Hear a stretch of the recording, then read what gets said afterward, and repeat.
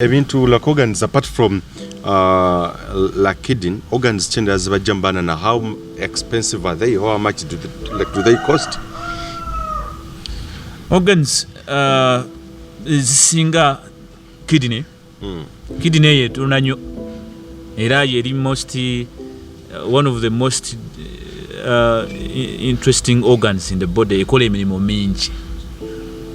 Kyovula omuntu bajumujjama living a half life. Wadde kati omutima ogwo nagwo gubaawo naye ate tegulisa expensive ng'ate nga kidney. Omutima guli mu sente mmeka? Ojja gucheckinga ko sijjukira bulungi naye teguli so much as the kidney. Kidney is more. N'ebirala organs, I don't know, I have never sold any, but when you search you can get. For what I'm sure of is the kidney, which is more pronounced. You know, and more targeted because people with kidney failures are, you know, enormous. Banji abafuna kidney failure. Emitima mitono ne on demand, but specifications bagala za kidneys. Kidneys bwebuzibu. Okay. Abantu abali ku dialysis nabo banji. Kati natural dialysis as such is an expensive organ. So abana bano bavana nga amazo testinga functionality za organs zonna. They are blinded about their these functionalities are seen through the CBC they do when they take off the blood. Yes, they take the CBC to know the nature of the blood, the cross match. But chenjaga lotegeza abana abalaba. Bogenda ku company yonna ekutwala abantu kuba manyi namwe temutudde abagenda. Temutudde. Emirimu tewali eno twogera gamba kitokota mulinga katogo. Eno bukasirira ate no bekakola ki? Bekatokota. So abagenda bali waggulu batokota abawonsi bali mukusirira. Akati mwegendereze omwana katingana kintu bamukose emirundi 3 medicals naye teyakiraba bambi kati lwakiraba bantwala ne banziramu ne bangama munzire yeera. They are confirming certain specifications. Bw'olaba bikola ebyo gwenno medical yo jajiddamu bamanyi n'okulindikiriza ne wakane bakulinze emyezi ne bagamba kati gwe medical yo nfuddayo kumbe bo balina kye bagatta in the system.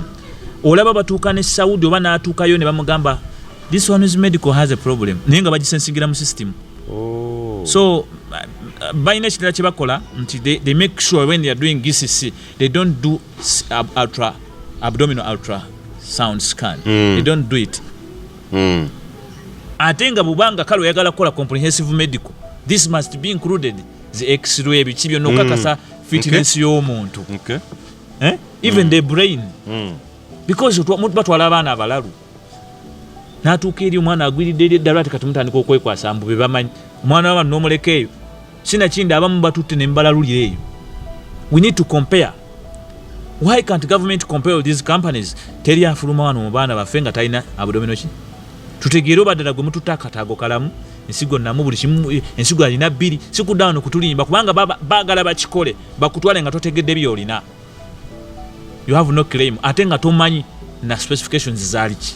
Therefore bwe bakuza wano nga tobirina ngawe baali baagala otuvuga kugwa na kintu nti na kintu yagenda talina nsigo emu bwato be baali boogera abakampani eyo mwe mutegeera mukya ayinza okuba yali tagiyina eriyo ne basawo bannaffe abamu ngera baali babyeyogeza ebyo. But missing a kidney when the pocket is there, what was sitting in that pocket? What was sitting in the bed? And then I saw you were coming up ngegamba the right kidney the kidney had the right kidney thrombosis kind of which means nothing to have the right kidney because if she had no right kidney what got a thrombosis? So bagwa ku muntu nga nawo bimanyi obitegeera. God prepared us. Others have returned here and their organs are already touched, but they will tell you please ministry jagamba company mubikoleko mangu tebagenda na mawulire bawe ambulance mbagire kumbikwa mabavuga omulamu bagutwale baguzike. Ate oyo Kayonde bwana ajja kubasiriwaza ajja kutandika kubagamba mu bagende mu postmortem byo byaki bagende batu basanga ebintu ebirala mwangu ye namwe mufukulanga nga mufixing ekintu ekyo.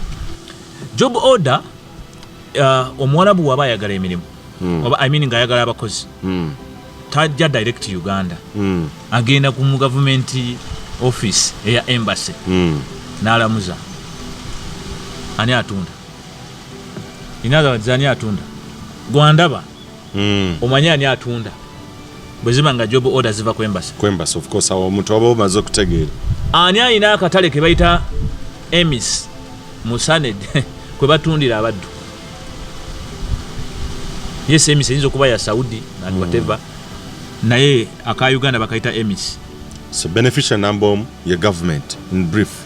He benefits initially kuba job order baba bazisasula buli mutu bagula emitwalo 10 eja dollar eja Uganda mitwalo 10 ku embassy kati gwe balamu emitwe 10 mitwe 2 kati awone job orders ziba zokoze ki kakati bamala okukola ekintu ekyo kiri kibawo continuous loli ateka job order atekati uliriza ona benefiting atya ku job order emuja ataddeyo ajizanya atya najifuna munyo job order y'abaana 10 asobola gitwalira ka abaana 5 bali basabye 10 aso lakachi multiplying ato kubeera 5 ate balina countdown kati wakatwala ya 3 tukubazo sigaza ya 2 tekiriwo wabula oli kasaba ambaza uniform under the same job order supply kati awo embassy nayo wegwiridde ddala kuba abamutetegeera tebayina nti oba ono nakatudde musaawe yalinyera batoni wali neraga nti ayingidde kati ayingidde Saudi tekiriwo wabula awo waliwo omuzannyo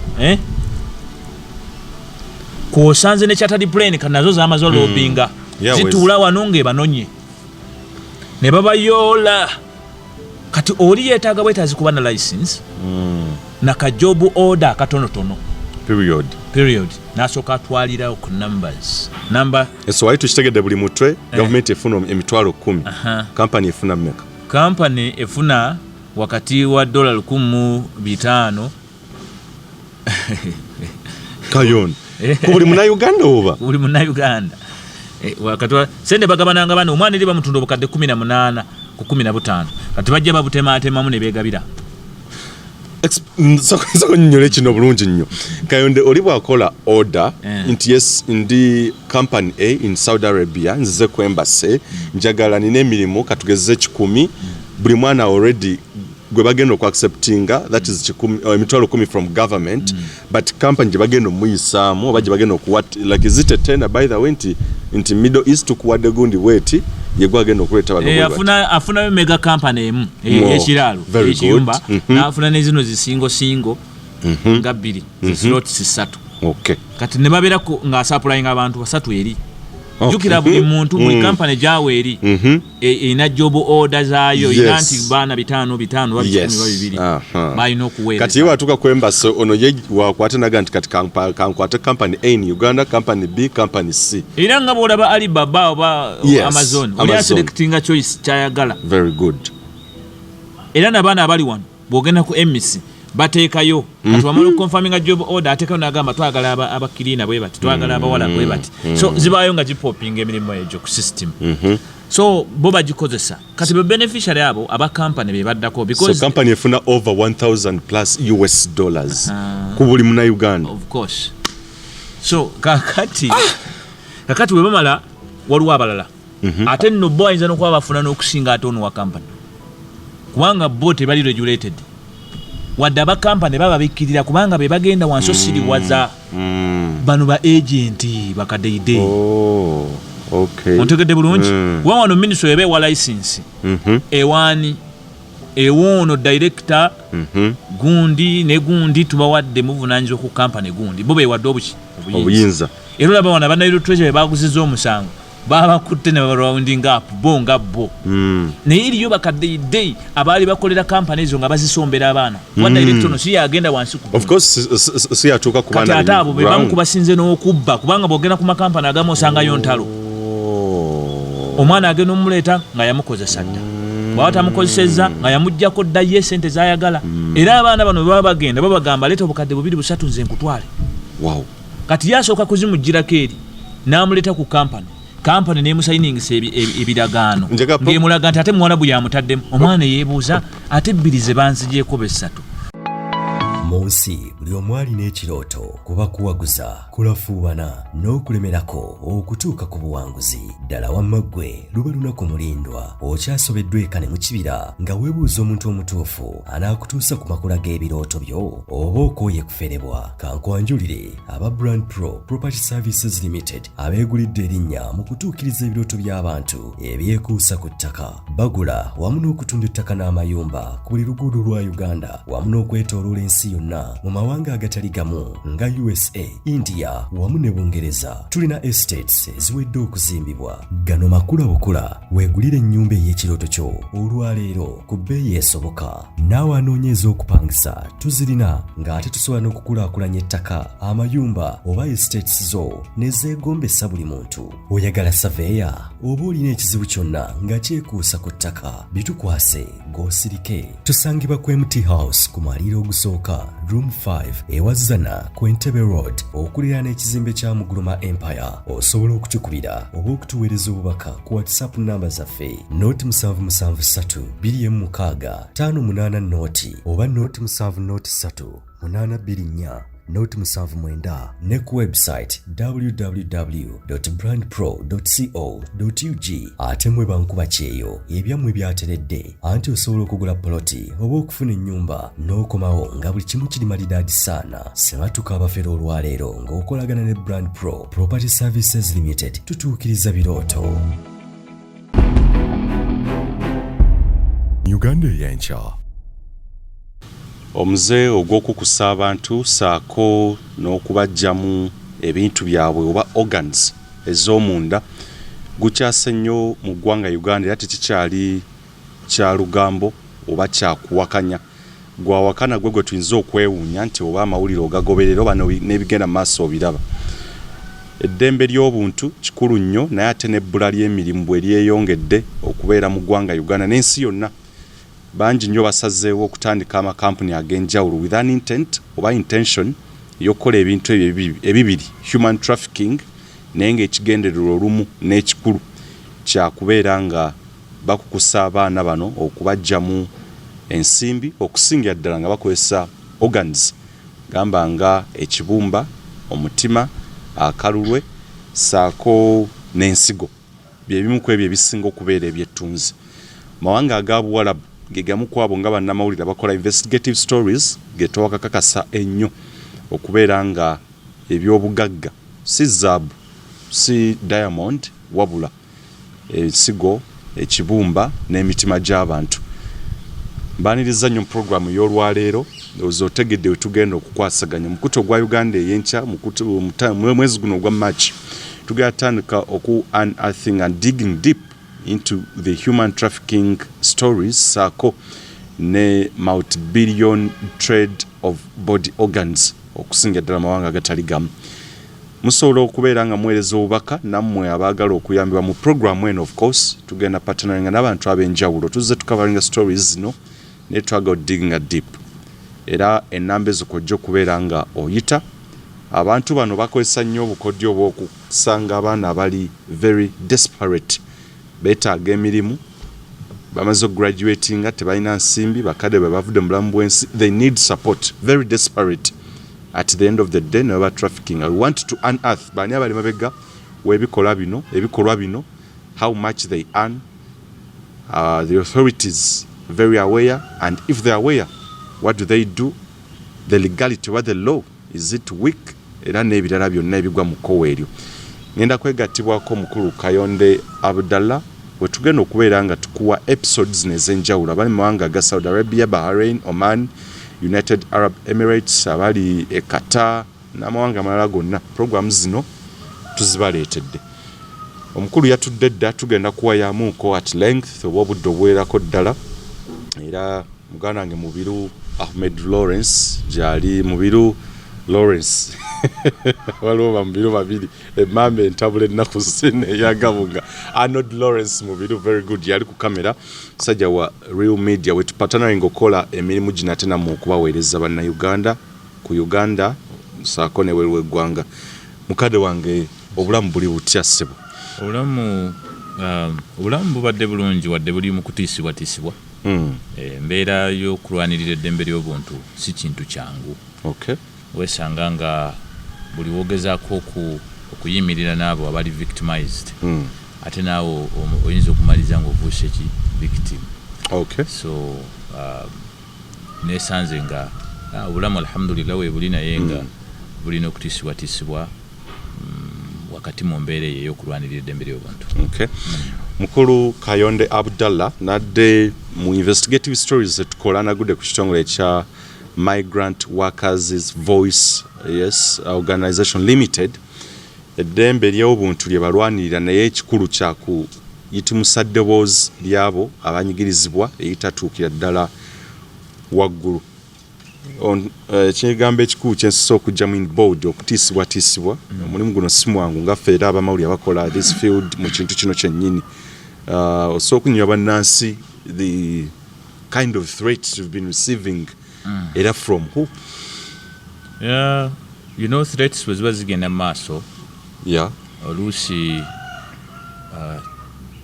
oyinza okulwawo otegeera we ziva and to identify ani ali behind such kiyinza okutwalira time. So olwaleero ffe ngaffe mu kuvaayo ne tuyimirira bwa simba tusigamba nti eggwanga Uganda libadde terikimanyi nti waliyo organ trade, waliyo human trafficking, waliyo labor export. Bino ebintu byonna bibaddewo naye it is maybe Katonda atukozesezza okwerula n'okufuuka emmanduso y'eggwanga okuyimirira neifuna case eziwandiise nti evidences ku allegations. Era sisuubira nti previously emyaka egiyise gyonna baali bakutteko omuntu n'atwalibwa nga ddala kituufu nga yatwalibwa n'aggyibwamu ebiwanga bye wakati mu mbeera ey'okukusibwa ate nga agezaako okukikola mu ngeri y'okwekweka mu system eza gavumenti. Bayinza okuba babadde babikola ng'era bwe tukimanyi mu ebiri bannaffe abamu bagenda ne baba compromised nakkiriza bwe banjaga n'agitambuza bwe ba organ n'agitunda naye n'asirika. So bwe tuba twavuddeyo ne twasa ebyama by'abasajja twasuubira nti basanyufu. Awo tugenda kujja mu maaso awo era tugenda kudinga deep nesoka ompeera oli omulabi akulaba about a brief history and nebikwata ku Migrant Workers Voice Organization Limited bategere bulungi nnyo etandika ddi emazeewo bbanga ki era emirimu egisanze tetutandikirawo then tujja kuddayo wali eri. Anyway akagambako limited kuba nti abatesitesi b'amateeka bakalemeza ku bitongole ebiyamba nti kalina okubaako naye naddala nga wakamala okwewandiisa mu kitongole kya URSB oweebwa gundi eyo eya limited status naye bw'omala okugenda mu NGO board n'oweebwa permit ne kyetwandiise license oweesanga nga olusi tekatuulikira bulungi because kyokola ekyeddembe ly'olwanirira it's unlimited. It's not limited to... as you help ofuna abalala abakukwatirako you are supported to support as you are given power from God okweexistinga then you get to be funded or supported okwawo through fundraising mobilizations ez'enjawulo zisobola okubeezaawo cause eyo so cause yonna ebeera gya supported tebeera na interests ezo ezijja mu limited kind of nkesanga oluusi nga bakakozesa ne katulabisanga nti kyetukola tosobola kutwawula n'amakampani gano gatwala abantu bweru era abamu batumistakeninga n'alowooza ate mmwe nammwe mutwala abantu bweru oba nammwe mwekolera magoba si bwe kiri so ku side eyo ffe tuli bwanakyewa tuli charity tuli organization non-profit so kyetukola twakitandika nga ate kiva mu passion out of passion ombuuziza origin Migrant Workers Voice bw'ogyetegereza obulungi erabika eriyeemu yes era waliyo gye bayita Migrant Voice Migrant Voice eri mu Britain nga y'abasajja bazungu it is a Migrant Voice then we have a Migrant Workers Voice which is now based in Uganda and it is radiating actually services tour twesanga nga tufuna calls from Kenya, Nigeria, Ghana. Yes. I got surprised nga abantu bakuba okuveeyo consulting the migrant workers' voice. Because the slogan we have for the organization as a mother body is voice for the voiceless. So some people, when they read our slogan, they come looking for the voice for the voiceless. There isn't, because you can't exist when there is already an existence of the same thing. The same. Kati, to tujja into existence, how? Migrant workers' voice yasooka kuba oba ekirowoozo bwe kyajja kyali kya kulwanirira Bannayuganda abawangalira ebweru.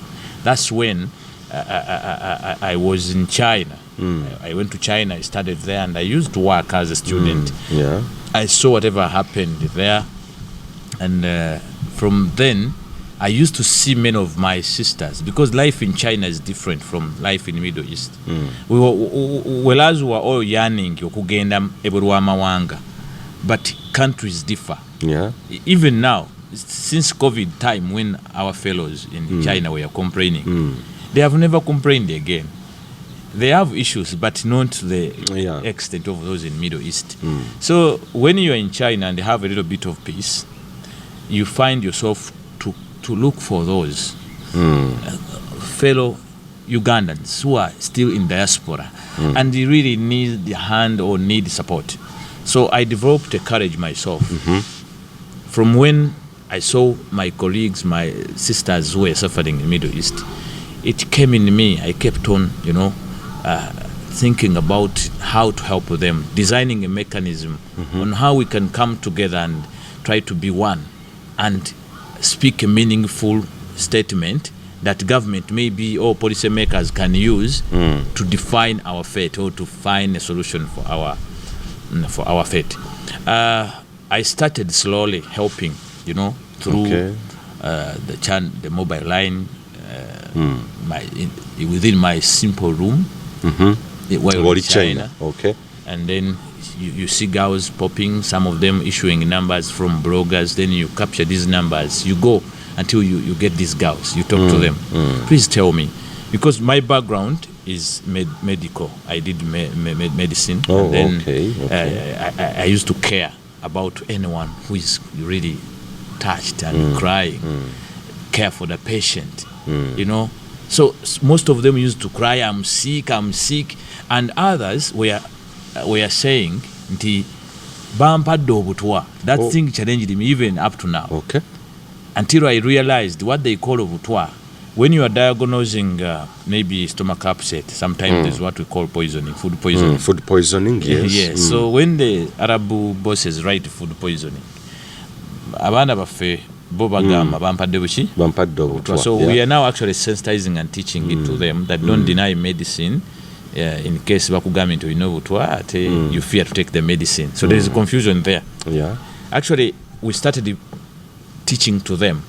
You approach a girl, alina obuzibu ng'obwo, n'akubuulira kati gono screening nga kiki ddala kyategeeza, n'omugaidinga nti kati leeta eddagala oba okusinziza ku kikuluma mpa bossi wo njogere naye. Nze mubuulire ojja kukosa booti okusinziza diagnosis gye ndaba yeeno, trying on this medicine or this one. Kati olw'okuba nti abaana bano bagenda ne bias eri nti atya awulidde munafudde kakati already aba atya okumira eddagala, atya okwejjanjaba. Kyovula buli bwalwala asaba kuddaka ekifo ky'okusaba treatment. Ekyo nakyo kiri kimu ku bitutawaanya. Kati mu mbeera eyo mu kulwana ennyo okulaba nti okonvisinga ono n'oli okutegeera, not to fight the opportunity they have, but to understand what it entails and the nitty-gritties of what they call dangers. Saanukula n'onnyonnyola. Kati ekyo kyampa okwagala okugenda mu maaso n'omukwano omungi eri abaana bano. Because they never stopped. You help one, they keep referring. Uno yenyamba, yes. And it worked for me because I used to give it time. When I'm not in class, I'm back home, I give it time. Till now, I give it time. When I'm not at work, I have to care for these innocent souls, innocent Ugandans who are abroad. That's why we keep online throughout the night. So ekyo wali okikolera online nga toina yes. Just kuyamba mutima muyambi. Mutima okay. Muyambi naye ogenda olaba nga kyoyambye ate kitaasizza. And then what to existing nga Migrant Workers Voice, but on reference we don't advertise, and also standing on the truth, getting facts on ground, then you come up. Okay. So our existence comes from there. Now when I returned home, I said I cannot manage alone. How can I run such a big agenda alone? There are many girls and boys who are suffering. So kuntandikwa ekiroto kya company okutandikawo ekitongole wali okirina wali era wakifunira China? Ekitongole kati nkulaga engeri gye kijja. Omutima gujja nti tulina okuyamba. When I returned home, I looked for my fellow medics. Yeah, there are a few of them. Okay. We joined together. Yes. Okay. Twasoma nabo wano twegatta. Netugezaako okuba ntukola ki tutandika okwagala okuwandiisa kye bayita Migrant Workers Union. Abamu kubo baali bakozeeko nabo in different areas. And then Migrant Workers Union tutandika Omulanga ogwo 2017. Tuvubiriza tuyingira mu baana tufuna contacts, creating contacts mu baana bano okunoonyereza kiki twegatte wamu tufune eddoboozi eritukola ki eritugatta. But the word union was so provocative to government. Yes. And me myself, I respect government and I respect law. Yeah. So we kept on inquiring, and then until we went from to the ministry, we wrote to the ministry requesting to register union. They assessed our request and wrote back to us on record that this union thing needs assessment. So government yakityamu okuyinza okuba there was some no, we are threats, not bad people. You guys move away eyo. Muje mutandika union one. So netubanga twagamba no, our intention is not the other negative or the other whatever they may be thinking. Netugamba, we're not looking at politics or whatever. Yes, yeah. And we weren't even interested in politics. In politics, yeah. We were medics nga kyetwagala ki. So waliwo saga yaliwo ebiseera ebyo yali ya baana yali company ya Middle East yali yagala kutwala abaana weeru abasawo Ebweru. Yes, eliyeziranga twetaga abasawo. Yes, we are the members in the union who went to join to join this calling for basawo to batwala Bengazi. So he said okay, they joined. Kumbe it was a risky venture. Okay. Yes, and then government all of a sudden made a U-turn to their position to send Ugandans to Middle East. Moreover, medics, these are scientists. You are taking away scientists, yet UN is sponsoring you here to get more scientists and doctors to care of your own. So it was a bit complex until they turned it down. So this company, Middle East, lost a contract, and it could not explain to these medics. Yes. The medics who were what? Who were already collected their money. They had given in money. So it was a heavy blow to them. Yeah, to this company. So Middle East tried to argue, to bargain, such that these workers, these medics, calm down. It failed. This is now where we came in. We swung in because we already... You swung into action, yeah? So we swung in and tried to sample what our position can be for the future. We didn't do it because we wanted to intimidate anyone or to intimidate Middle East. But we won. Though our lawyer, in one way or the other, diverted. And this also made us strong and confident to move on. You understand? When we reported we worked with him as a union, he saw a very strong and vibrant voice coming up in us. So from there, we had to switch. Saying, okay. Okuva from union. Yes, we got more strength because government understood our calling and the deal was stopped. They compelled the Middle East to pay. They began paying. So once they cleared our members, for us we gave up and then we moved with our agenda. Our agenda was not to make anyone dirty within labor export, but to always assist the distressed, the oppressed, those who have been denied their rights. Yes, tutuuka mu kaseera nga twetaaga okubanga mbutuufu yes union weeri naye bakyatutadde mu pending tebatuwa clearance ffe twagala kubaawo mu mpapula twetaaga office by then ensawo yange ekola ki ensawo yange eyo gye nava naye ebweru nga yeetambuza ki emirimu kati abasajja batulwisa all the sudden director labor nampita nangamba you can have a second name and you don't call it what? A union. So I sat home in the night with my wife. Nendowooza. I came up with a name called Migrant Workers Voice because we were already together. If it wasn't a union, okay, it can be a voice. So he required us to register an organization other than a union. Yes. But remember, this union was putting us together.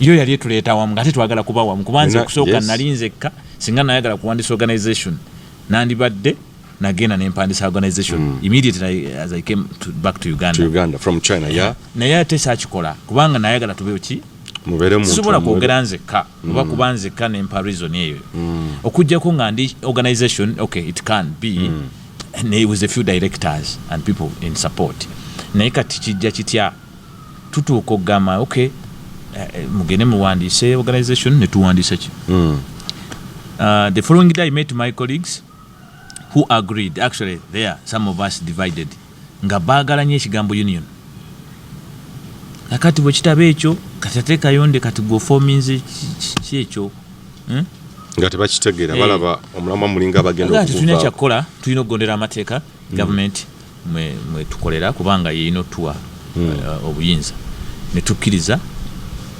nanga abo abakkiriza ne tugenda ne tuwandiisa organization. So from then we lay our first step in 2019. Okay. You can imagine since 2017, 2019 first step is laid down. We quickly now, the other wing also, which separated the government China Kuba Union, kept on saying we have to be together. Kati mweha katola organization ebera ne directors, a few of them. And more so yet bebaina agenda, bebaina the zero yashi yechintu. Gamba okay. Now a section went, but still part of us. Because they couldn't let it go when they saw their colleagues suffering. Yes. And themselves had faced it. Now baade bachifunyeko wano kuva Middle East ne Bengals. Bagamba no. So an idea still came within. Say no, we can form an association. So we went on and agreed, okay, an association, anyone can subscribe to that and be a member. It can have leadership, it can, it can change leadership, and there is more even democracy there. Okay. And from then, our members went and agreed to register an association formed by there were around 20 members who came into this agreement. The association was registered, called the Migrant Workers Voice Network Association. All these documents are existing in URSB. Okay. And recently I had the people not knowing what we are, abamba tuyita koni men, abayita ebintu tukale bi provoking abinyiza because kati nganze nyine ekitiibwa newe ekitiibwa abalwadde bange benzijanjaba kugamba abazadde abakitiibwa abako kati gwe bovaayo nompandikako ebintu bwe bityo obeera tonkoze bulungi ofollowinga nomanya intent y'ebintu bino obategeera abali emabega w'ebintu ebyo because some of them mistakenly don't differentiate these acts organizations act negun tebabyawula and some of them are they have draconian tendencies. They're dictators. They believe workers must be dictated. Workers must not be represented. Therefore, ye bwalaba oyagala okurepresentinga agamba you are self-seeking. Self-seeking. Bina language bakozesa okulaga public nti you are not doing the right thing. So bobe bavaayo baagala okulaga nti ffe muli bakyama tuli bakyereeta era byonna byetukola tubikola mu kwagala ndowooza okwessaawo otherwise we don't seem to have relevance. Challenges ezo okutisibwatisibwa nga bwe kutyo otandika kukufuna ddi okusomooza bwe kutyo okuva eri abantu ab'enjawulo. Okusomooza kubaddewo naddala mu ba migrants bennyini. Oh, okay. Yes, kubanga a section of migrants bo nga bo kuba kyeyo manyi baawukana balina types ez'enjawulo naye abamu ku bo tebakkiriza nti balina amaanyi ameemanye. There is a lot of individualism. They don't want that concerted efforts okubaako kye batuukako. Nga bolaba ono gavumenti egezaako okutunkana abavubuka okukwatagana ne bwe babawa ssente beeyuzaamu genda okulaba that pool of individualism emalize kuteba leaders bano ne babba ssente ne bagana ne beetandikirawo bw'ebintu bwabwe ne mbagagga. Someone has a chance okubanga akolera abantu but you find this person is allocated funds naye nga azeemaliza yekka azimba bizimbe bya all that. So individualism is one thing that is affecting. So this bullying and criticism eya kino kye tukola, for me I found it healthy. Yes, eventually I found it healthy because wherever we could come up and say something or try to go in with the fact, it could irritate those we are trying to tell. Okay, kikakasa nti ddala kituufu oli ku mazima oli ku kituufu. Because our advocacy yajjanga nga tetugambako gwe tuba tubuulirira tetulina ludda nti oba ono oli ne bw'aba waffe ng'asobezza we discipline that person. We discipline committees affe ne tumubuulira amazima nedda kati wano oli mukyama wano okoze kino kakati ekyo abamu ono gw'onenyeza asobola okunyiiga n'anoonya ekikoosi bajje against you. Kati mu kubeerawo ng'ofuna shakes ezo omuntu atagoberera alaba questions n'alowooza nti oba oli awo byokola tebabikiririzaamu. Oba oli awo byokola obikola bibyo weeyiya ekitali kituufu. Ffe nno tukola naye ng'ate n'okusasulwa tekuliiwo. Kwewaayo out of the little money you earn from your professions ne consolidation gye mukola oba fundraising and then you do something. Abaleeta criticism zino bava within the government oba these organizations ezitwala abantu ebweru? Per se, I will not say within government at large because government nene. We have seen a section of government appreciating our work and a section of government in the Ministry of Gender criticizing our work. Yet still a section in the Ministry of Gender supports our existence on record. And they know we exist. They acknowledged our existence. They recommended us to exist. But you find a section amongst them, between our bad commissioners, bo bakiwakanya. The selfish commissioners bakiwakanya. Era bo tebakkiriza nti omukozi akiikirirwa. Bo bamanyi omukozi mbuzi. Omukozi mbuzi era olaba commissioner bw'omubuuza akiriyalinga emirimu egitwala abantu ebweru. Abakozi abakolera ebweru w'eggwanga balina obukiise mu bye musalawo. Ajja kugamba ajina engeri abipalapalanya awo n'abipalapalanya n'akulaga nti takusigira ekifaananyi nti weebali. Akugamba tubatwala twegatta ne tubatwala baani be mutwala. Ekyo ekibuuzo bw'okimubuuza talina ansa yakyo wabula akipalapalanya. Naye bamuleetera amenyese n'obuuza kamisona eggulu n'omubuuza nti kakati sebo ono kati eggulu walabye gwe baakomyawo nga yafuna olubuto. Naye yagambye mbuye gye baamuyisa teyamanya kugamba okwessa ku kintu kyatasobola n'akiremeramu. Ekyokubiri naggalirayo abaali badde bakola ekituufu. So enkola eyo etunyigiriza nnyo. Ekyewuunyisa nga kiringanga gwe bw'ogenda n'osoma emakerere n'ofuna buli documents ezikusobozesa okukola kiweetaaga okukola okweyamba n'okuyamba future baana n'ebitundu.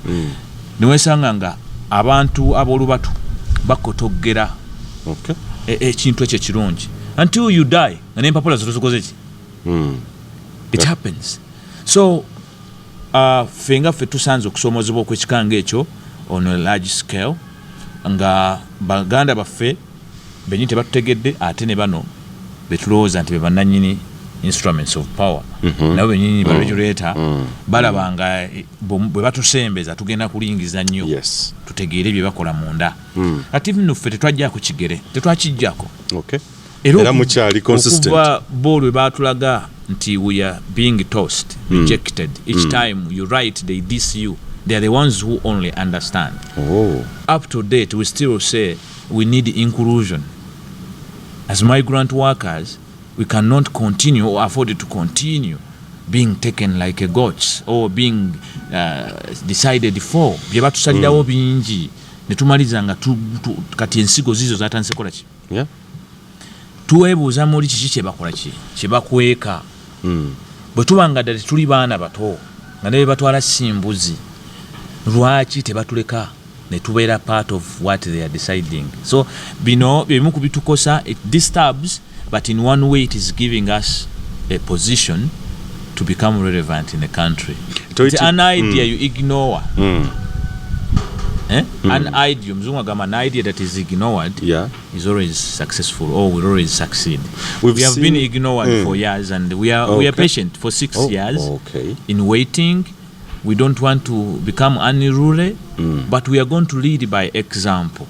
Kyetugamba abantu n'abalabi nti mubeere patient, ne member bafe abali mu mawanga who are patient. Sometimes they go to talk to the ministers and others, we let them talk to them.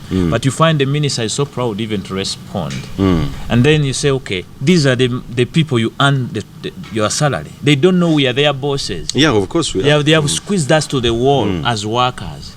They don't know we are the ones paying them. Me, I have been brought up in a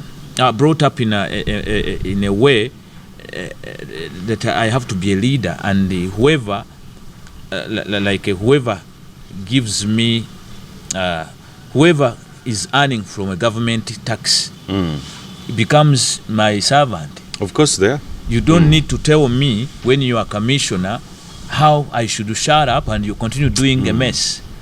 It is me who pays you, Mr. Commissioner, in the Ministry of Labor.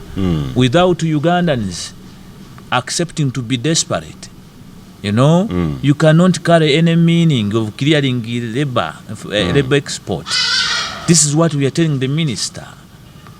And without we talking as migrant workers' voice, then you seem to be taking logs, goats, and something else. Yeah. Therefore, our existence, our position as a voice in the country or even elsewhere, because even if they did not want to recognize us as a voice, we had plans, and we still have plans, because the Kenyans are calling us. Oh, okay. Yes, the Ghanaians are calling us to go start the same thing. When are you opening up offices this side? And our own mother and Uganda is just tossing us. How come a Nigerian calls me to rescue her? And you wonder how we rescue. It's just another secret. So you don't feel catered for here. They are fighting you. One will tell you, which recognition do you want? We don't want you to say that when you gave us documents to exist, therefore you have recognized. Yet, decisions continue to be taken without our presence. Is that recognition? Not really. We are not stakeholders. The speaker wrote to them, telling them, you should recognize these people. What they are reasoning is not nonsense. Or Rebecca Kadaga before? Yes, you deserve to bring them on board. Listen to them, because they receive first-hand information. Before even you know, at night they already know. How are you going to plan when you don't receive this information? So no suffering no kuona kwa Bannayuganda, would you deliberately or would you authoritatively say the Ministry of Labor it is intentional by the Ministry of Gender, Labor and Social Development? Because now look, recently you saw the minister went to Saudi Arabia. Yeah.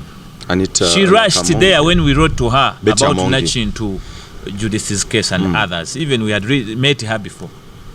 But she rushed there, she fixed a report, something funny. She came and read it. Read it, yeah. Nachisoma, tukati, we are going to protect. And we had spared them for some time because we respect migration. We support migration. We are the migrators. We want to go and work. Of course, there is no way you can stop migration, yes. We don't want to antagonize migration. But when the minister provokes us, she comes out openly in broad daylight, lying to government, to public that, we have assured Ugandans of means of protection in Saudi Arabia. When they sure, or when they know that they are selling us in a kafara system, a system that does not give us any freedom to be protected. Then you come back, you lie to government, you give a report that you have assured our protection. And even when you went to Saudi Arabia, you left many incarcerated. You didn't have any. Many others are missing. You just gather a few of those you think are migrant workers. So we are against the Saudi, whom we don't know because abana beyasinka nafe tubamanyi. Betty among his visits to Saudi Arabia didn't do anything. Organized by the embassy. Which embassy? Oh, yes. Yes, anti kati embassy kuba ekintu kino. Of course. Ekitunda defending eggwanga.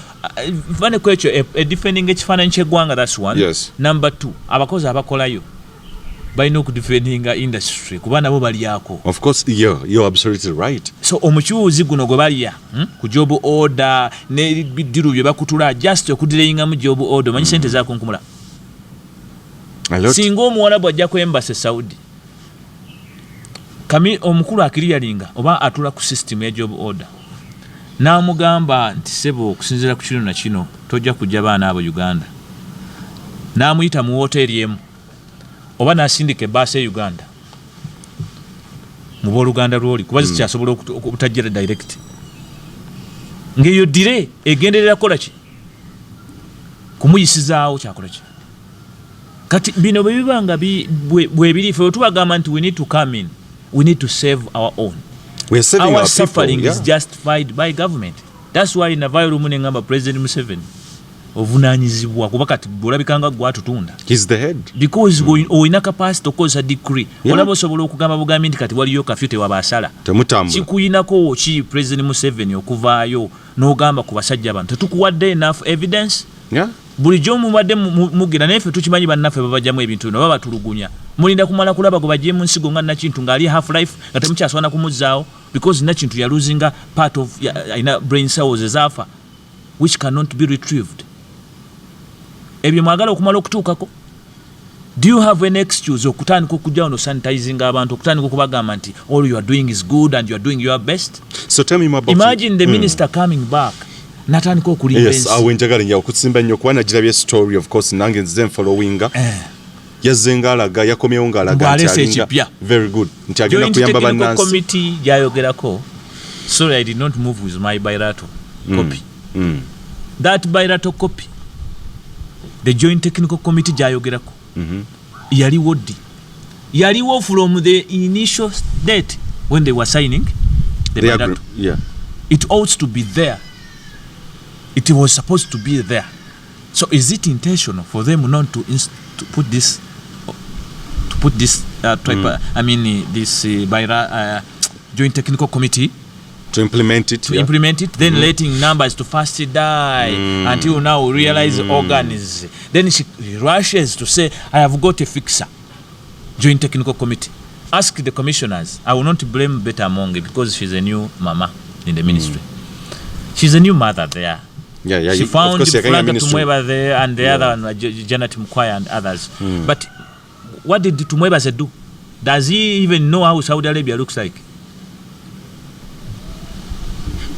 So they knew. You mean Tumweba never looked at this this bilateral to read the Joint Technical Committee, Article 6.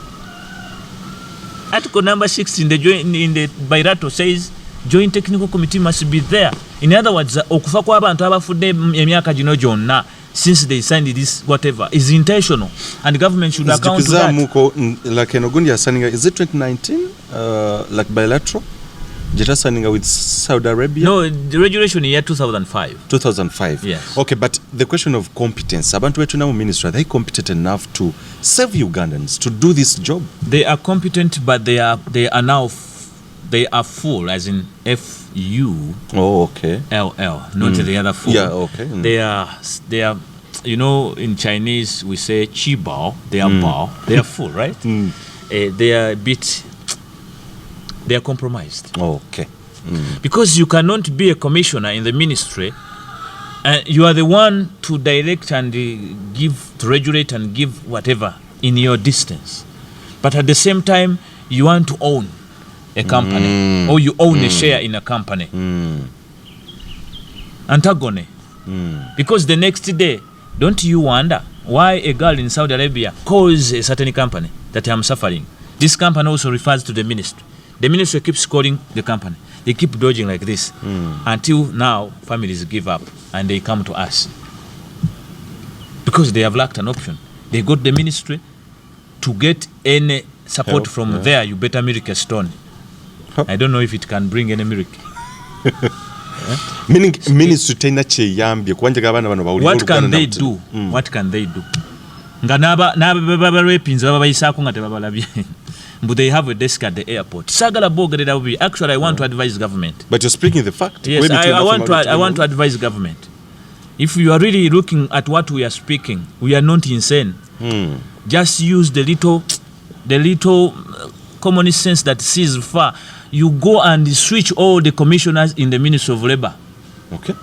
So, you may live among there, but she may have also been infected now. But all the commissioners need to be checked. Yeah. Need to be checked. We are not against them to lose jobs, but they have to accept to turn down. Otherwise, echiddako tujja kubaswaza. Okay. Owulira abakulu abali mu ministry tujja baswaza nga temunnaswala. We told you one thing, let us in. Mugule olujolo. Mulugule mukolerayo chimbisenge. Mulugule. So tujja kubaswaza kyokubiri. Bwe mbanga temwagala tubaswaze. You better accept because we shall force your resignation. Yeah, this is what is coming. Oba muddeyo mu makampani kati gemwatanso swappinga kati batanso tunda amakadde. Gobo uli nga bagudde want registration zigudde weza amakampani. Bano bonna bannanyini makadde bagaddukamu. Ekimanja okubuza bagaddukamu kati guduna atandika wa akapya. Kati amapya mwe bali mukolera kama frage. Do you think member commissioners, because at times this information must be laid out? I know this field yemukweze nzibu banamweze tusango kuberanga even the interviews no kudinga deep. Do you have some commissioners in the Ministry of Gender bali na interest mu bintu binaba in even some companies? If a commissioner owns shares or has a training center, has a company, do you think the next day he can blame any other company or be hard on that company that has missed? They cannot be there in the same bed. Okay. You don't wonder why they keep protecting each other. When you talk to Uwera keeps telling you to kolagane wamu ne ministry. When you talk to the ministry, they keep saying to kolagane wamu ne Uwera. So they are protecting each other. You ask them, can you cook food on 2 firestones? It can't. This is where now whatever they are cooking is pouring. Even it's not ready. Oh, I love that. You get it? Always there are 3, which we call tripartite structure, and this is what the UN says. So people in the ILO, IOM, if you are promoting really good migration, safe migration with the IRIS programs and whatever, do you really think about the calling we are making to you as ILO? I mean, IOM, you know what we are talking about. The workers whom you represent as migrant workers are not represented in what you are promoting. Why don't you tell your colleagues, tell government, advise it, as it is your duty.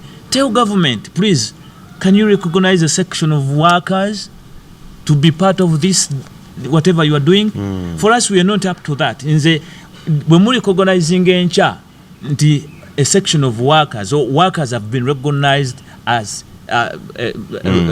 part of or to be stakeholders of this kind of business you are doing. I don't want any leadership. Okay. I'll go home.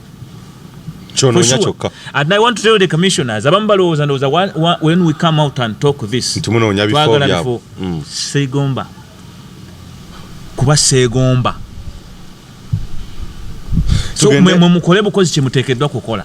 Katonda yatuwa yalinga mu bye twogera yamanyi byatukozesa. Nze njagala enkyaba kutuuzeeyo ekyeyo nga wakikuba ogende naawe oyogere otandika okukiikirira banno bubi. I will check you. That's what I want. Ate terunaggwa. Okiwulira? Terunaggwa. Era olitabeerawo n'agamba oyo bagenda mu oba minisita saagala. Njagala kulwanirira baana bali. Tembumpa. That is it. Tembumpa wabula mba njagala abo. Right? Abo benalengera nga nkyali China. Okay. Abanyigirizibwa babeereyo. Okay, mukulu Kayonde ku. Tulabe banabyegaana nga batuusewa. Kuba mbawaayiriza. Gwe buli abonyebonye drama. Buli abonyebonye mboyo drama. Aba baana bamalaya. Aba baana bagira bati. Kati bamalaya kale mbawe position. basobole okwebuulirira balekerawo bwamalaaya bakole baana abitegera batya bye mu bagamba okkakokola nga tembawadde chance.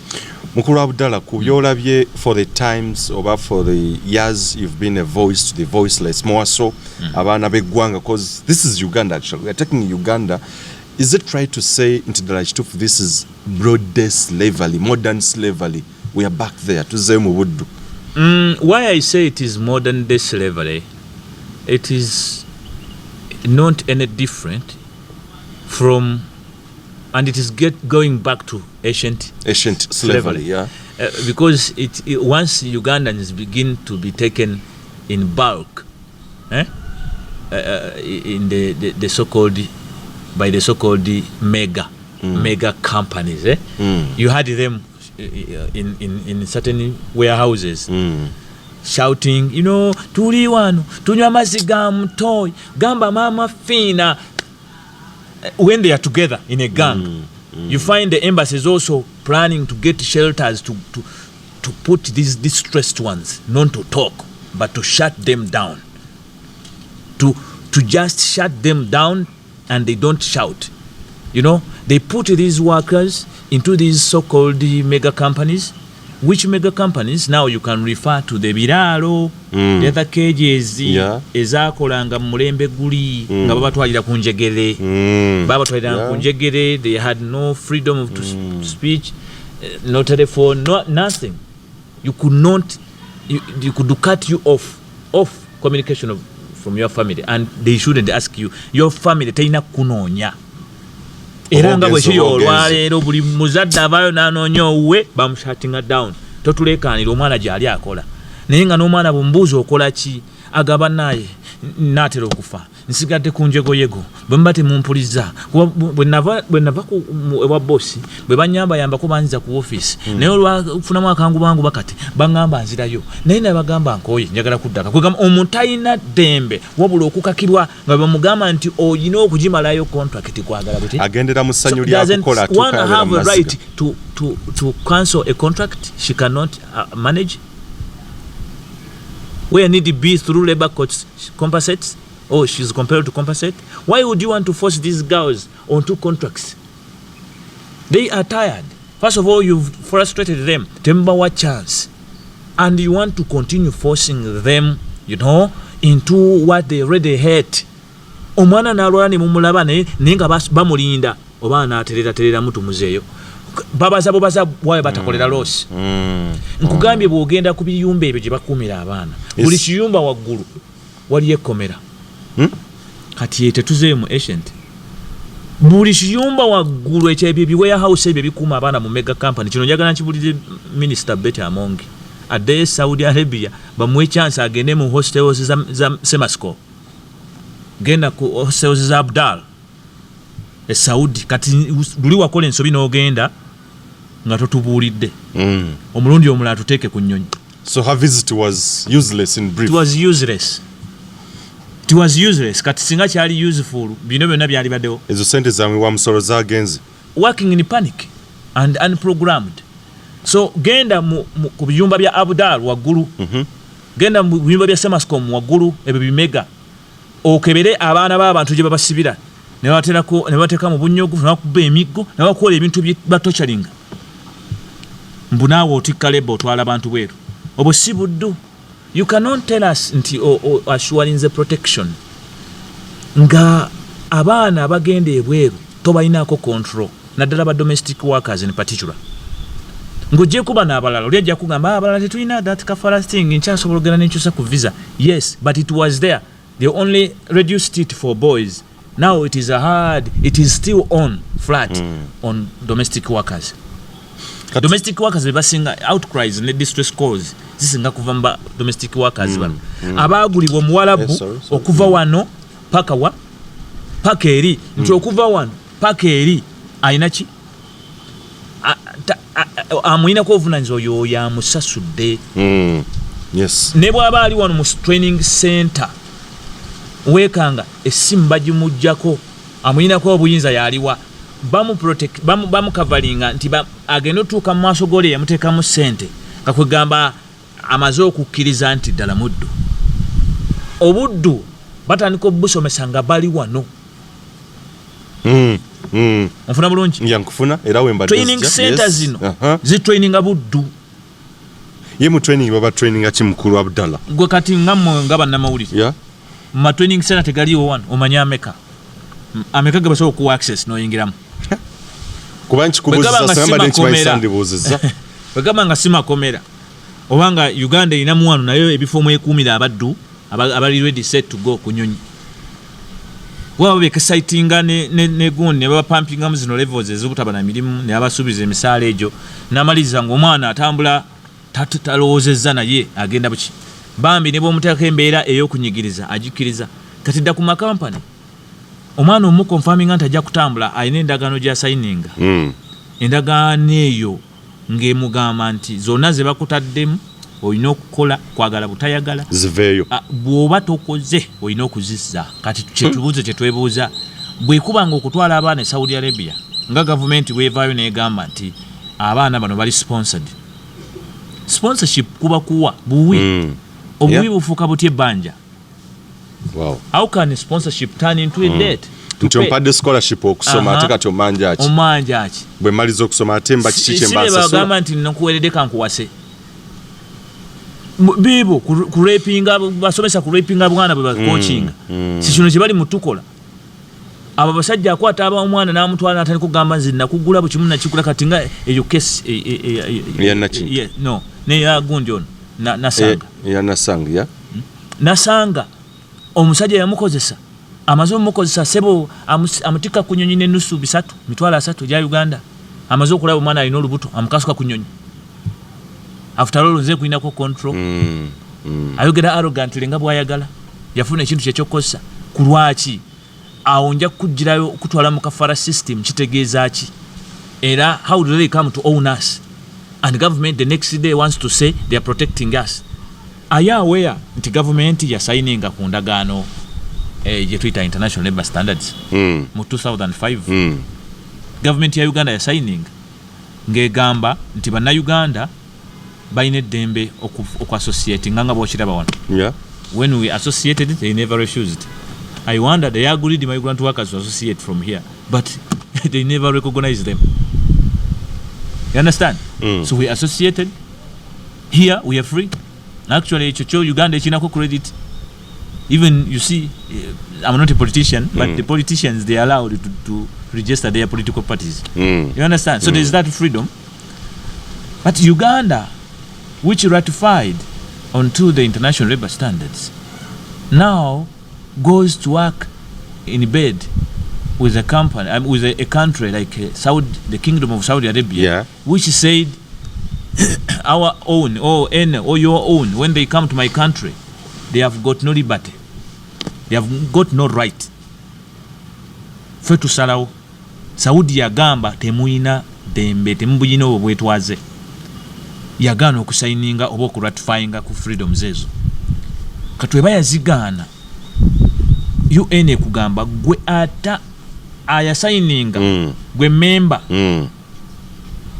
toyina ku exposinga ba member bo baba nationals bo munseze zitakola ki nefe tukyatwala y'abaana ne leero kati abeta amongi waviirayo yena akugamba nti ataddeyo measures ezigenda okukola ki in 1 day in 2 days leave alone even a day but is it possible? How can you bypass a kafara system eri mu sharia law eri bo basalawo nti notayogere numbwa who are you among you within a short time you come to tell us telling us what you mean they are stupid to deny putting that joint technical committee all along because in brief a minister can't do that to that extent actually kwa bali bagana from 2005 what bano ensobi gye bakola njaba referring ku Philippines ina yo ya recognizing first of all the Baita Migrant Workers Union. So there is a Philippine Migrant Workers Union which includes all every Philippine. After including all, the leaders of Philippine Migrant Workers Union, because they are migrant workers, they head communities in Saudi from each city. Each city has a community of Philippines, yes, headed by a leader from the Migrant Workers Union, carrying their interests as workers. Okay. Tell me what happens. buli mwana mu Philippine afunye obuzibu abera defended by the leader not by the embassy officials who are compromised. Yes. Oh, okay. So Philippines they carry diplomatic powers or diplomatic intentions at the same time they want to defend workers. What's that?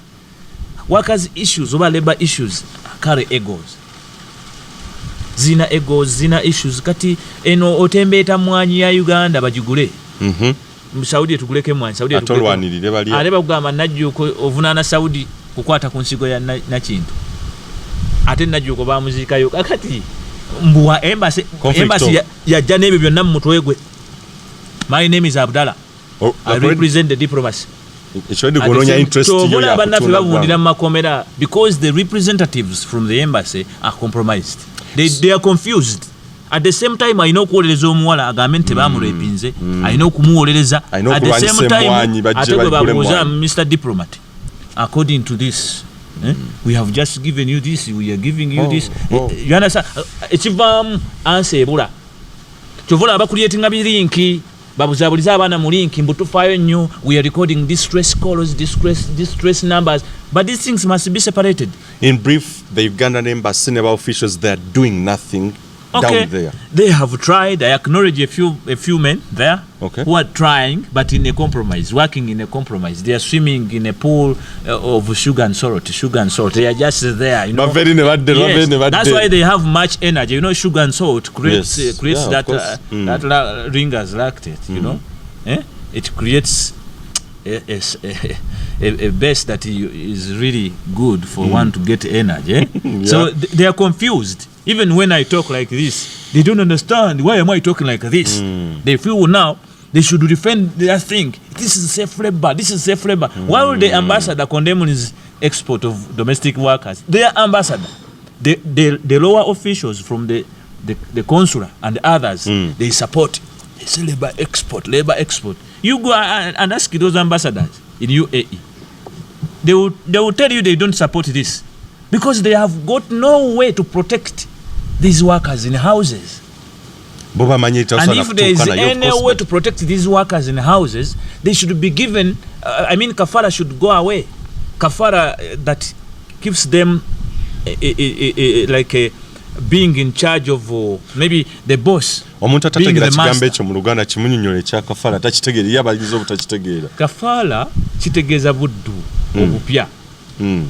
Buddu oba mu lulimi oluzungu kale kwe kuteekamu sponsorship bakuteekamu basiga nsimbi bakusigamu ensimbi naye olina okumeruka olina okuzza amaki amagoba gwe nno omwana gwe aliyo mu kyalo gwe bakyaziteekamu. Yes, very good. Bazikuteekamu n'emanya gy'olaga ogenda mu buddu olina okukola kyonna ekisoboka okulaba nti ozizza. Mukulu Abdallah, we yatubuza ekibuzo kino, who are the beneficiaries? Because twaga tutandike mpola now the companies, the ministries, who are the beneficiaries of this broad day or modern slavery? The beneficiaries of this modern day, number one is government. Government ina sente zefuna nga zote manina chazikozesa ndowooza bazita zigenda mu consolidated fund. Consolidated ya trillions and trillions every financial year. Katika tugeze sente za job order. Nabuzaako consulant zino sente za job order muzitekawo. Nangamba the monies go to the matters of national importance. Okay, job order like yebeleta. Sente zige ezo ziva mu job orders no. Job order ngena jikunyonyola. Naye sente ziva mu job order zigenda ku matters of national importance. My next question was, are we not so important as migrant workers? After remitting over $900 million to this country, are we not any important? They will say there are few numbers of Nachintu who are complaining about JMS. There are few cases. It's not a matter of national importance. Oh. But if you were to ask them, can you produce an audit? Let every company give us a report. They fear, they panic to do that because they cannot tell. Others have already been declared dead and lost. Don't ask. Others have returned here and their organs are already touched, but they will tell you, please, Ministry Jagamba Company, mubikodeko mangu. Tebagenda namawulire. Bawe ambulance mbagire kumbikwa mabavuga omulamba bagutwale. Baguzike. Ate oyo Kayonde bwanajja ajja kubasiriwaza, ajja kutandika kubagamba bagende mu postmortem. Tebyo byaki. bagende basanga ebintu ebirala mwanguye namwe mufuukula nga mufixinga ekintu ekyo. This is what they do because they don't want a third arm to be there. Yes. Okiwulira? So kati bw'ogamba kafaala kafaala ejja kubanga ekulaga nti omuntu talina ddembe lyeri limuweebwa okutegeera ebyo byonna. So job order gy'obadde otunyonnyola ebeere efaanana kyekyo. Job order omuwalabu waba ayagala emirimu oba ng'ayagala abakozi tajja direct Uganda, agenda ku government office eya embassy n'alamuza ani atunda. In other words, ani atunda gwandaba omanyi ani atunda bwe ziba nga job order ziva ku embassy. Of course awo omuntu aba omaze okutegeera ani alina akatale ke bayita emis musaned kwe batundira abaddu. Yes, emis eyinza okuba ya Saudi and whatever, naye aka Uganda bakaita emis. So beneficial number your government in brief. He benefits initially kuba job order baba bazisasula buli muntu bagula emitwalo 10 eja dollar eja Uganda emitwalo 10 ku embassy kati gwe balamu emitwe 10 emitwe 2 kati awone job orders ziba zokoze ki akati bamala okukola ekintu ekyo kibawo continuous loli atekayo job order atekatuwuliriza ona benefiting atya ku job order emu gyataddeyo agizanya atya n'agifunamu nnyo. Job order y'abaana 10 asobola ogitwalirako abaana 5 bali basabye 10 aso lakachi multiplying atyo kubeera 5 ate balina countdown kati wakatwalayo 3 tukubaza osigazayo 2 tekiriwo wabula oli kasabambaza uniform under the same job order. Supply kati awo embassy nayo weegwiridde ddala kuba abamutetegeera tebayina nti oba ono nakatudde musaawe ezi yalinnyera batoni walineraga nti ayingidde kati ayingidde Saudi tekiriwo wabula awo waliwo omuzannyo kwosanze ne chartered plane kanazo zamazo lobinga zituula wano ng'ebanonye ne babayoola kati oli yeetaaga bwetaazi kuba na license na ka job order katonotono period n'asooka atwalirawo ku numbers. Wano ku kisaawe yo ministry balina empapula ze batwala mu bakiriyalinga numbers ezo kati gwembuulira list eno ebeerako stamp ya ministry mu nnaku za weekend n'ennaku ezimu ministry gyeba yeebase list eno okuba stamp amannya agabaako ge gaba mu system eri gye mbamu akiriyalinze awo list ne zaawukana bo bamanyi tuli basiru naye ffe bwe twajja ate twabayingiramu and we want to warn them tubalimu. Recently nalaba abayuwera bavaayo ne baplotinga nti bateekewo embeera ekyafuwaze erinnya lyaki lya migrant workers voice kyafuwaze kubanga abantu bagenda tumaliriza tuteekewo embeera tubayite babbi tugambe bakwata abakazi bakola bino tubateekeko embeera yonna buli omu yenna atandaba kubategeera ateeze nti abo babi tajja kugendayo gye bali nga mulinnya mugaati gwabwe. Okay. So fene tuli basiru naye olwokuba nti twagala abasajja bano bakole ekituufu we don't go against them kubanga ngenda kujjawo ku process how people are smuggled or are trafficked to the extent ey'okubajja mu organs. Nkyaga okumanya aba beneficiaries. Number 1 tutegere government ya Uganda. Who else? Number 2 companies, okay? Because bali bamala otekayo order n'eruma ku system bano wano nga bagipikinga kati be bagenda ku implementinga companies ezirina license zifunamu number so wali tukitegedde buli mutwe government efuna emitwalo 10 company efuna mmeka? Company efuna wakati wa $1,500 kayon kubuli muna Uganda oba kubuli muna Uganda wakati wa sende bagabananga bano omwana eri bamutunda obukadde 18 ku 15 kati bajja babutemaatemamu ne beegabira. Sako nyole kino bulungi nnyo kayonde oli bwakola order nti yes ndi company A in Saudi Arabia nzize ku embassy njagala nine emirimu katugeze 10 buli mwana already gwe bagenda okuacceptinga that is emitwalo 10 from government but company gye bagenda omuyisaamu oba gye bagenda okuwa like is it a tender by the way nti Middle East tukuwadde gundi bweti yegwe agenda okuleeta bano afuna mega company emu ekiraalo ekiyumba n'afuna n'ezino zisingo nga 2 slots 3 okay kati ne babeerako ng'asapulayinga abantu 3 eri jukira buli muntu buli company gyawe eri ina job order zaayo ina nti baana 5 babiri bayina okuweereza kati watuka kwembase ono ye wakwate naga nti kati kankwate company A in Uganda company B company C era nga bolaba Alibaba oba Amazon oli selectinga choice kyayagala very good era n'abaana abali wano bwogenda ku MEC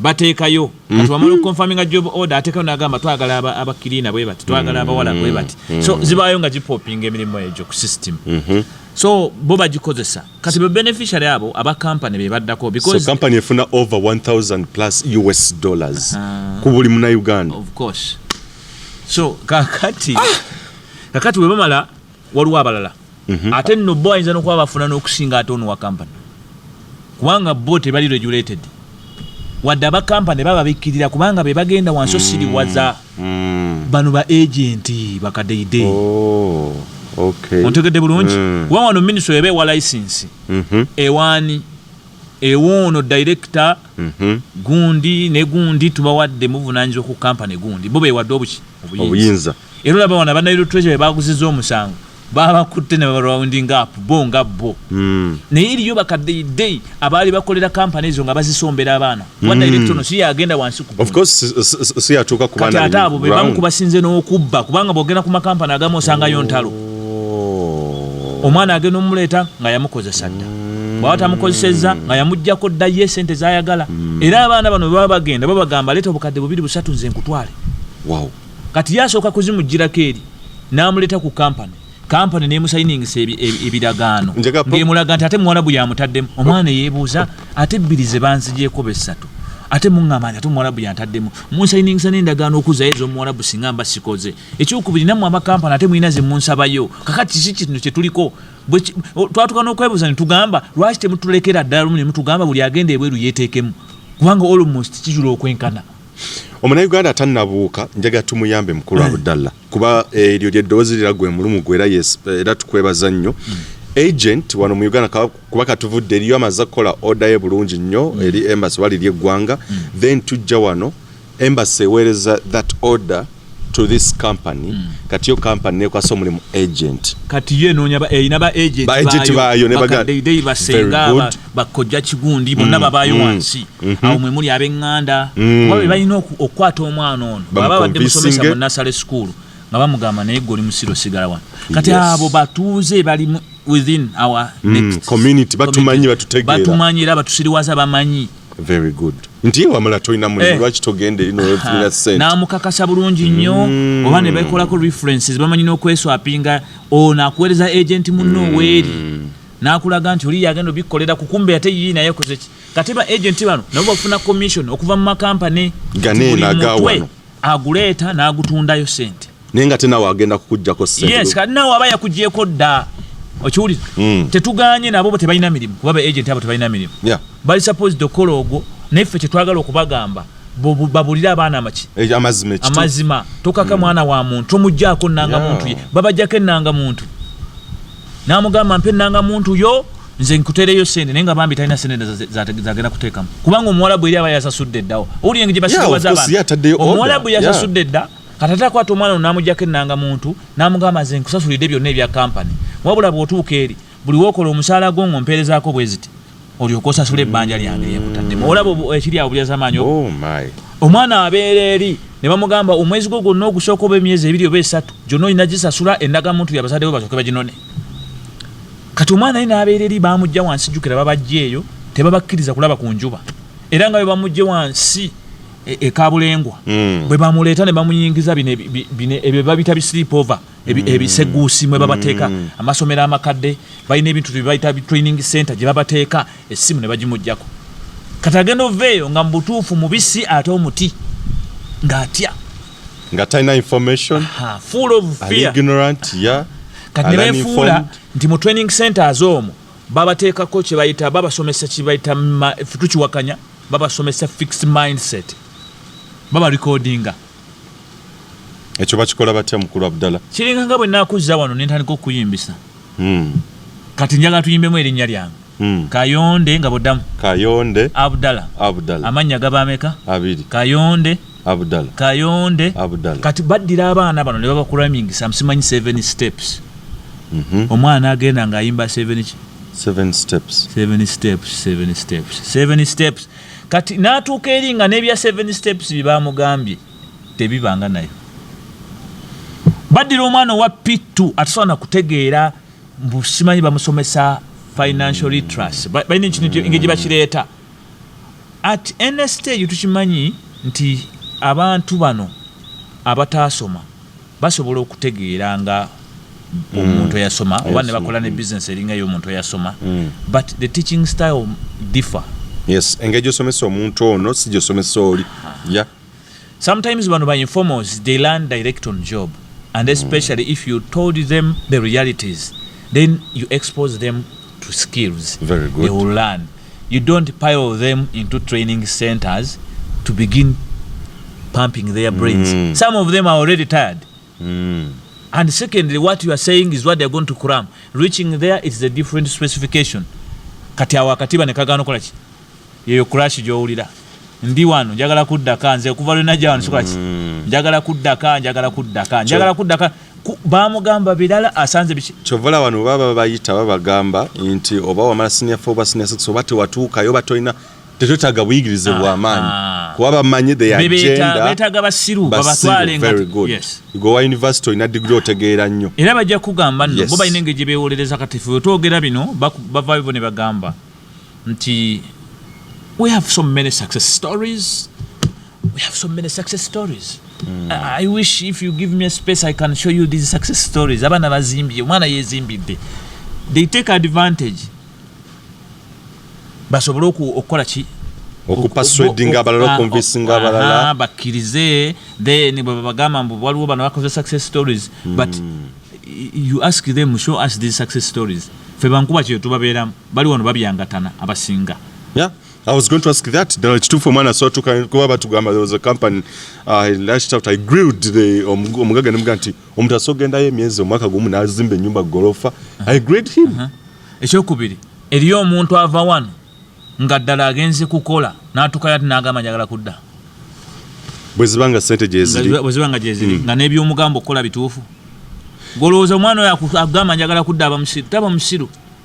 Ekibeereri kiba lwaki oba omulemezaayo bw'obanga ddala wamutwala nga tewamutunda gwe osalirwa wa eri yali sponsorship kati gwe mutu tetakoze lwaki tomusa ku nyonyi nadda okiwulira ate on top of that wavaawo ng'ogambye buli kimu ekinambako ng'omulimbyelimbye mbu gojja kufaayo naye nga gwajja okufaayo toyina yadde jurisdiction yadde single office in Saudi. Is this true nti omuntu asobola okugendayo like muwanga ago within a space of a year? Because those companies is sharing successful stories etugamba nti ono atuuse mwaka gumu kitundu uno n'ennyumba azimbye ettaka aguze. Are these things right? Maybe those are the ones who deal in organs. They deal in these dubious deals. You wonder how this girl Jennifer was trying to seduce Naki into Judith. She was there when the kidney was being removed. She was there nursing, doing what? She knew everything. Until the girl comes here, the girl dismissed. But good enough, police managed to arrest her. She came back. I'm sure these are the success stories they can tell us that Jennifer, you see, yali kucheyo. Uyo na yazimbye gorofa. Azijawa. They go into these deals. So no. Nabana abatolosa bannaabwe eri ku mirimu. Ababatolosaayo mu ngeri y'okwagala obataasa. Nabo bennyini bamaliza babatunze mu nsigo. Babatunda mu bintu bwe bityo. Ne bamutunda n'okumutta ne bamutta ne balanga mayiti. Kati mulinda mayiti mu abazadde abanguyiriza okuziika. Be muziika baki? Ba bitundu.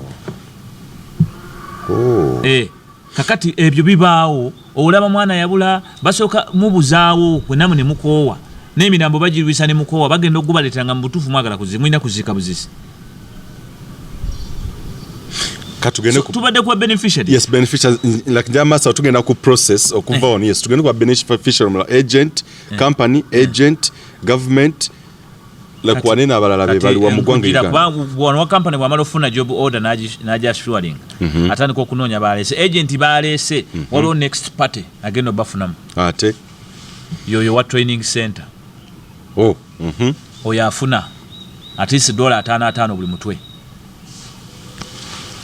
Then nwabao gobaita GCC medical. One medical. Yes. Medical zechi warabu ezo. Tumugenda ku medical tubaga seke ya. Kebere byayo bya munda kugamba byanjawulo. Era ddala bakulaga batwala muddu kubenche kiganje ba checking omwana engeje bamufungula. Hello. Aho wakulu, what do they test? Bichi bye ba checking? Njagala gufuneyo ku mwana umuteke mu kamera. Mugamba akubuli baba yakola GCC. Akubule ekiche bakola. And why do they have such specialized hospitals here, clinics? They are specialized. Is Uganda having specialized clinics in Saudi Arabia for those who come here? How about the US and other countries? I'm not certain. If there is any,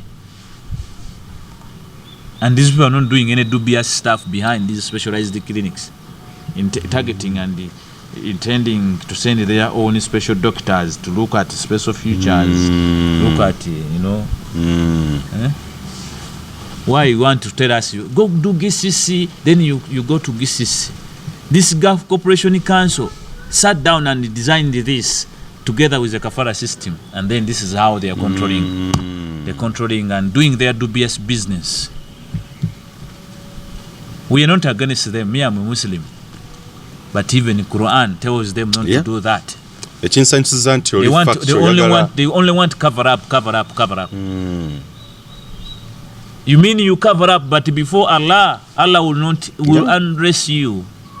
Even if Sharia tells us to keep shut, and then we cover sitla. You're raping all the girls, and then you run to the embassy, and the embassy covers you. When will a Ugandan get justice? Do you even deserve to go there?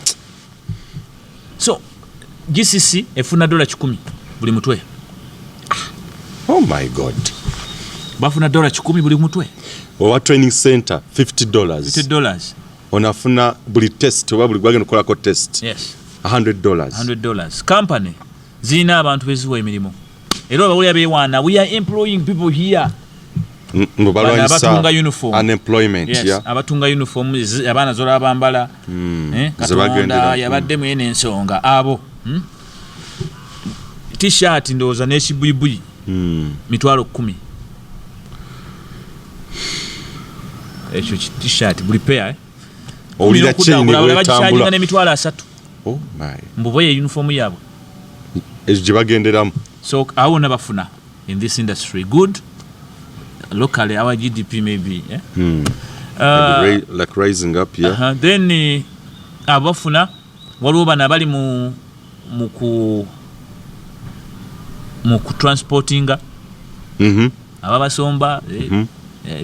Basi bya abamu balina amamotoka gaabwe. They are also earning to an extent. Uwera Association. Because buli afuluma batwala list ku Uwera ne stampingako. Basasulayo. Nauli abazikaanira muzasoka kuba $7 buli mutwe. Ne bazikaanira ne zigenda kwana. Ne beyuzamu ne bakola yufula Uwera. Ekibawula ne bayita faction money simbi. Yes. Yufula Uwera. Kakati ne bamaliza nga bagamba gundi mwe mwegatte wamu. Temwe yawula. Chokate bankuba kyewunyisa onkuletera point. Bankuba kye bo babawula. Ona batwalya mu uniform ya blue oli ya green. Buli omali bibye era tebaagala kuwulirayo kibagatta. Naye bo abatwala ba bloka abo beyawulako omulundi gumu ne bakola yufula. Nakulabira ebikonge nga babayita ati mujina kwawukana omugati bayinza ogulinnyamu tubiringa kugamba tusse ekintu kino tu kubanga yo kafara system egamba nti broker wa wano. In fact mu kafara system bagamba broker eno company gye bawadde brokerage eri supposed muyo okuwa 51% nga ziweewa oli monster bali ba broker beri abawalabu ba owninga 51%. Kakati bwe bakikuba ne bakikuba 51% gy'owulira mu ministry nti bakamishona bayagala ng'ogyefunza nga bagisaba nga credential nga tonnafuna license ikkiriza 51% babeeko gwe bagiwa oba ogiwe omu ku Bannayuganda oba ku bantu bo gwe baba baagadde nti basobole okukontrolinga ekintu kino tono broker anaabeera wano abeere nga tasobola kubanga kwegamba akirinako monotone nga n'abamu babroker abali wano tebasaavinga nti asaavinga company ye sente z'abanene abamu abalina emundu era olaba omwana afuna obuzibu eyo n'olaba ng'afaanda akubira esimu ya Kayonde jayo omuliro owulira jayo omuliro kakati ebintu bwe bityo babakolera bali mbisiikirize okiwulira kakati mu mbeera eyo bw'olaba nga bo bonna bali mu racket eyo that chain it's a huge chain efuna sente wano waliwo amaclinics e Kampala agakozesa abo abasawo bonna badefending ekintu kino kikole kibeewo kubanga clinic ekyekinga abaana 50 olunaku nga buli omu alese ne baba 10 kale balese 10 ekya dola batekoze rent aba yavuddeyo dda mukulu Kayonda aba yavuddeyo kati kyekimu ne ku Ensigo olaba bukampani bungi bumerikawo n'obuli nonsense obuteetaagisa. If you are really up to developing this country, your first priority should be how best you can make locals survive and stay here, be employed here with better wages. But you find the commissioner in the Ministry of Labour is sweating plasma, sweating every day into labor export. We have licensed. You ask, what are these licensed companies you are talking about? Now we have over 200 something, and we hope, we project we shall have over 1,500. You understand? This is where their mind is deluded. business yawe. You ask, how do these companies work? How are they going to compete within this? Yeah. Now, do you know the target is organ? Wow. A company needs to sell only one girl a year to survive. An organ buys a kidney buys emitwalo 26 eja dola. Kidney Ensigo egula emitwalo 26 eja dola. Bwe bukadde nga bumekopo. Renda something? Genda maso.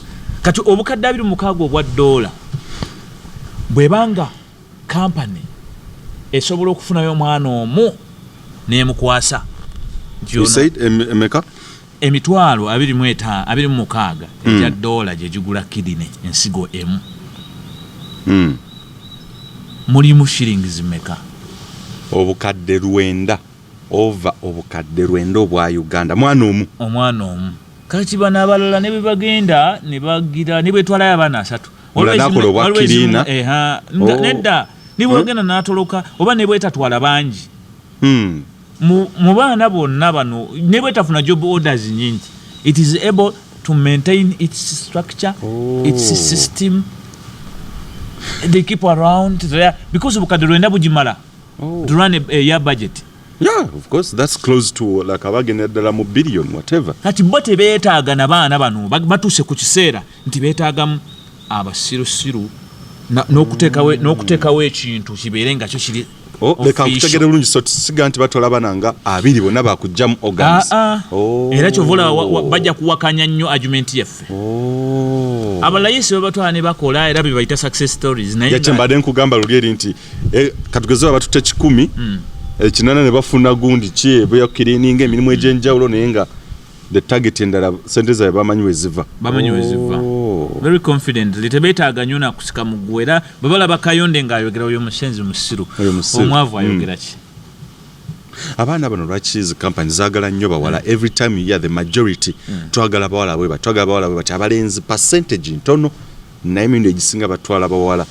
Like where's the hidden agenda? These are the most vulnerables. Women. The girls are taken advantage of because they are naturally born inferiors. We only encourage them like through our associations that please stand up, don't be weak, try to be oriented about your rights. So we encourage them to be assertive. Don't just accept anything, don't just give up. So they take advantage of these women for the fact that they are born ladies they can be used to do anything. Olaba bafundiriza ncha negro ne babakozesa sexually abused because they are disparate. Yes. Yeah, they pile them and they cannot allow them to talk. They are weak creatures, so they take advantage of them. But the boys will not. The boys will always stand out and go against your tortures. They will not accept being frustrated. Yes. In such as single better such things in the Middle East. Biche singa like Uganda on the to this extent, this country is really like Juta is advising a new to gain that. Recently, we have seen a vice rising in Saudi Arabia, where we had maybe a little bit trust because of the bilateral agreement. But the bilateral agreement is not serving to a substance because we are seeing numbers of deaths increasing and being more in Saudi than even Dubai or Oman, where they justify the human trafficking. Hello. Wacha abafa basinga kuva Saudi. Ewali bilateral, ewali abalina license. Are we safe? Ekiboba kulaga nti netteeko baki like enkwatagana bo bagisaawo nenga. Yes. Kati bino bye twogera nga bolaba njogera, they only hear negativity. For them, they don't pick any good thing or any advice to say, omwami ono ayogedde bw'ati twekomeko oba tukole bwetti. Because they seriously convinced themselves they are the alphas and omega. So Saudi Arabia gets to be in the first position of such. And you see organ deals are also there. Though they hide under kingdomship and you may not be having much access okuba pinning. Yeah, it's a kingdom. Yeah, ojigenda ko singeri jogenda gana magaina. Yeah. So their channels of negotiations may be a bit complex and not open. Nainga, it is now in the lead. Though Ashmat Kingdom of Bahrain, is it? And Jordan, there is also Oman. There are such activities like the Jordanians.